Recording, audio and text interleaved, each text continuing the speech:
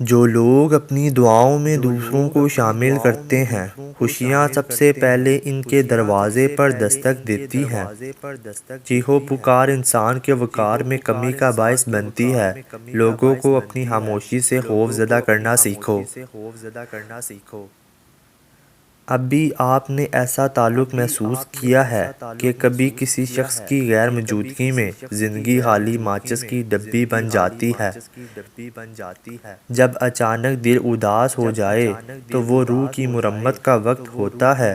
سنا ہے توبہ کرنے سے روح کی مرمت ہوتی ہے۔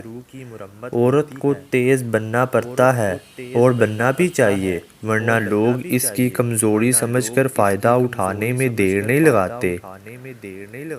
کتنی نازک ہوتی ہیں نا لڑکیاں، پسند کا سوٹ نہ ملے تو عید نہیں مناتی، مگر ناپسند انسان کے ساتھ چپ چاپ پوری زندگی گزار دیتی ہیں۔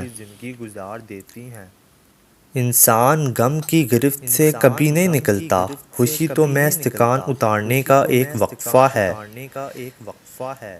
مرد کو عورت کا حسن نہیں، اس کا جذبہ متاثر کرتا ہے۔ مرد کو مرد کی خوبصورتی زیادہ متاثر نہیں کرتی۔ عورت ایک تحفظ بڑی اور پرسکون زندگی چاہتی ہے، وہ ایسے مرد کی غلام بن جاتی ہے جو اسے ذہنی سکون اور تحفظ فراہم کرتا ہے۔ مرد جس عورت کو دل میں رکھتا ہے اس پر دنیا کی نگاہ پڑنا گوارا نہیں کرتا، مگر جس کو دنیا سے نہیں چھپاتا، اسے اپنے دل میں نہیں سماتا، اور یہی ایک کلیہ عورت کو آتا ہے۔ عورت اگر مرد کے جسم کے دو حصوں پر نظر ڈالے تو سمجھ جاؤ اسے مرد سے محبت ہے۔ آنکھیں اور پیشانی۔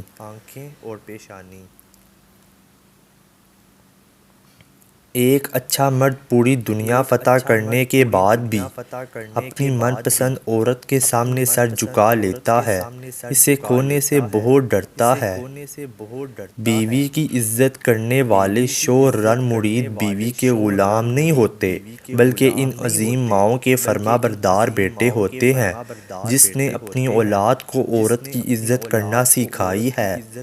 زندگی کی خوبصورتی رشتوں سے ہے، اور رشتے تب ہی قائم رہتے ہیں جب ہم معاف کرنا اور درگزر کرنا سیکھ جاتے ہیں۔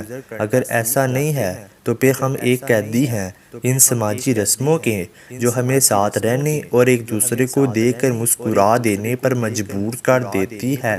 ایسا شوہر چنو جو آپ کے لیے اچھا ہو، نہ کہ آپ کے والدین کے لیے، نہ کہ بینک اکاؤنٹ کے لیے۔ ایسا کوئی چنو جو آپ سے ہر وقت محبت کرے، جو غلطی نہ ہونے پر بھی معافی مانگے، جو کہ آپ کو کھونے سے ڈرے، جو آپ کو خوش رکھنا چاہے، جو کبھی کبھی رشتہ ختم نہ کرے۔ ایسے شخص کو کبھی مت کھونا جو ہر وقت آپ کے ساتھ رہا ہو، محبت کا اظہار کیا ہو، ورنہ زندگی بھر سکون نہیں ملے گا۔